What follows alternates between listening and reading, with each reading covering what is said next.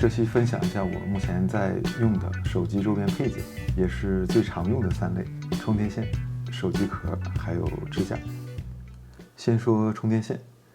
iPhone 的充电速度大家都知道，所以充电头其实挺无所谓的，就是原配的也好，或者你随便买一个充电功率都可以。而充电线相对来说算一个耗材吧，特别是苹果的充电线，大家可能用久了都知道很容易坏。然后这个是最近在网上看到有一些数码博主分享这一类磁吸的数据线，因为之前的线放在桌子上可能不是很整洁啊，我就把它缠起来了，随便拿一个。然后像我之前这个线呢，为了桌面整洁一点，我也不会一直放在桌面上留着，就用的时候再把它拿出来，然后不用的时候就把它整理起来。但是每次都需要就是简单的缠一下吧，虽然也不是多麻烦。然后这个线呢，好处就是它本身线材自带的磁吸的性质，所以你正常用的时候呢，它也能抻直，然后收的时候其实很容易啊。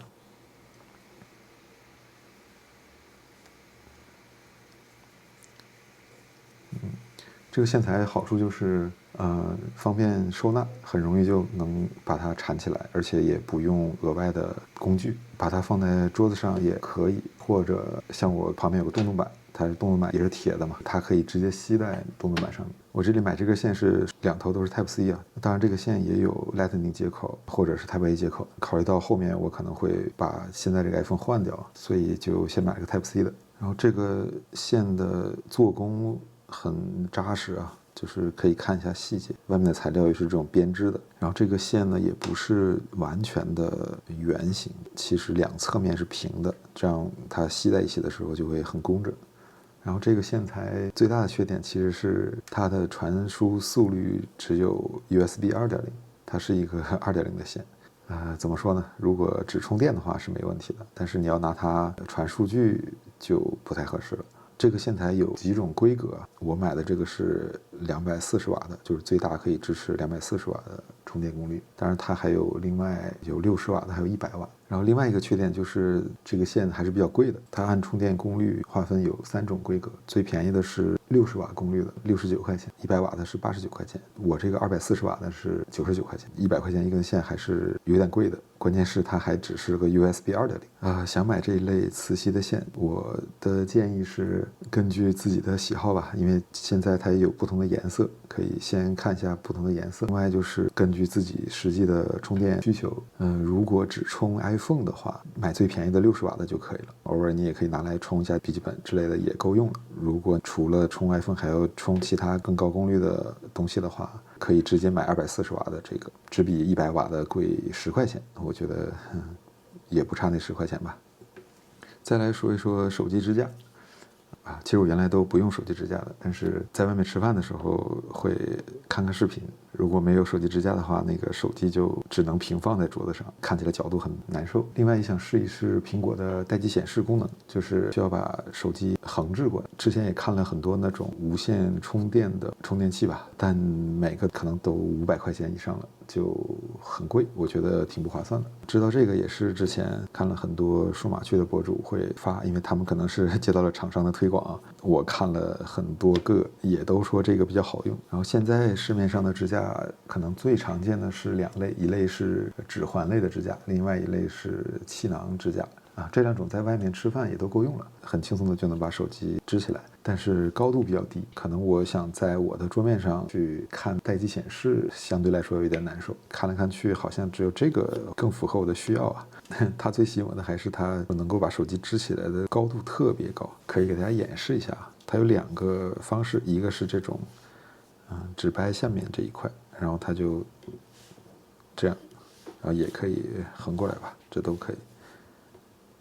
但这个其实就跟指环支架和气囊支架差不多，但它还可以立得更高。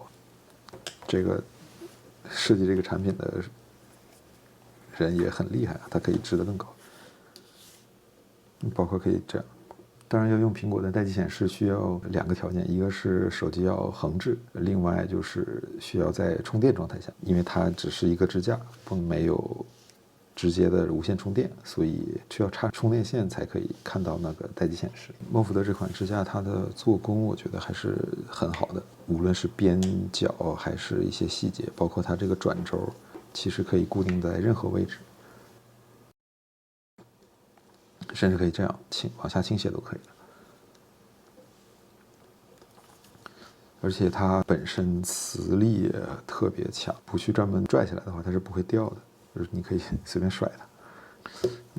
另外就是我买这个也有一段时间，平时也就是吸在后面，然后也会拿出去用了一段时间，它表面也没有变色或者是变脏之类的。最后就说一说它的缺点啊，它的缺点第一个就是有点贵，这个也没办法。另外就是它还是有一定的厚度的，它也不是完全的一张卡片啊，贴上去的时候握在手里还是能感觉到它的厚度的，但其实这个厚度我是能接受啊，主要的缺点还是有点贵，别的都挺好的。最后说一下手机壳，手机壳每个人可能有自己的喜好啊，其实也不太好推荐。我自己可能比较喜欢，第一点是比较轻薄的，第二是不太容易沾指纹的，第三外观上偏简洁一点吧。之前也用过各种各样的手机壳吧，比如说特别轻薄的塑料的、硅胶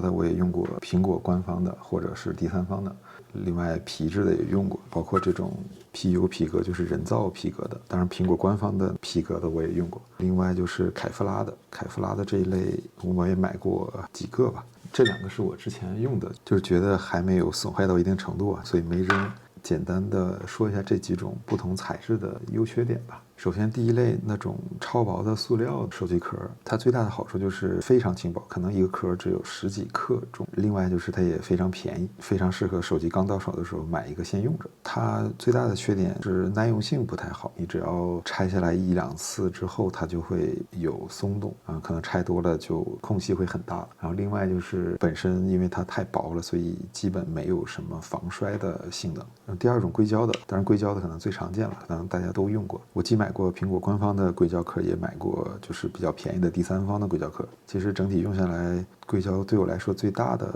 缺点其实是表面容易沾一些灰尘，还有一些毛啊之类的。另外硅胶的一般也比较厚啊，然后硅胶的用久了，表面就变得越来越光滑了，再用久一点就有一点泛油光了。皮质的这种手机壳呢，我是因为比较好看吧，另外手感也会比较好一点，它也不会沾指纹。但是皮质的缺点呢，就是像这种 PU 皮革，就是人造皮革的，很容易被划伤，而且划伤之后就很难看了，像这些边角，只要划伤了就会露出里边的那个颜色。如果是苹果官方那个真皮的，我之前也买过，而且它也很贵。真皮的表面你经常使用的话，接触的地方很容易变黑，而且你也很难再清理干净，它就是永远会有使用过的痕迹。但这个可能也算一个卖点，但是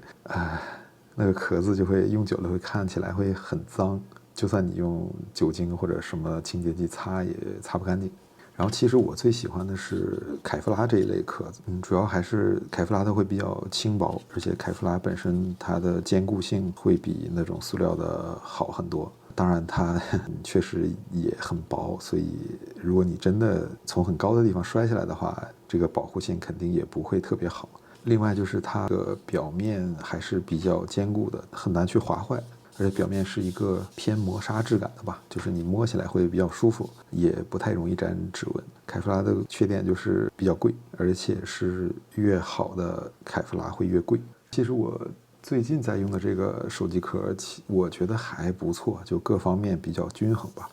首先它也不是很贵，然后它本身的材质是塑料的，就这种磨砂塑料的，然后它摸起来的手感比较好吧。它比之前那种超薄塑料的有一个改进的点，就是它在周围边框的地方做的格外的厚一些，可以提供更好的保护性。像我这里脚上面之前摔过一次，就只是这个壳表面有一点点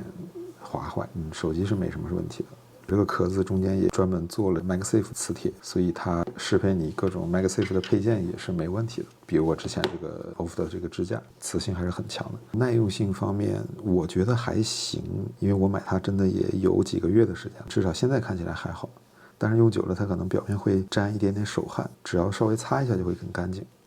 不太想买很贵的手机壳的话，可以考虑一下这个材质的手机壳。好，以上就是我目前在用的几个手机周边的配件，仅供大家参考。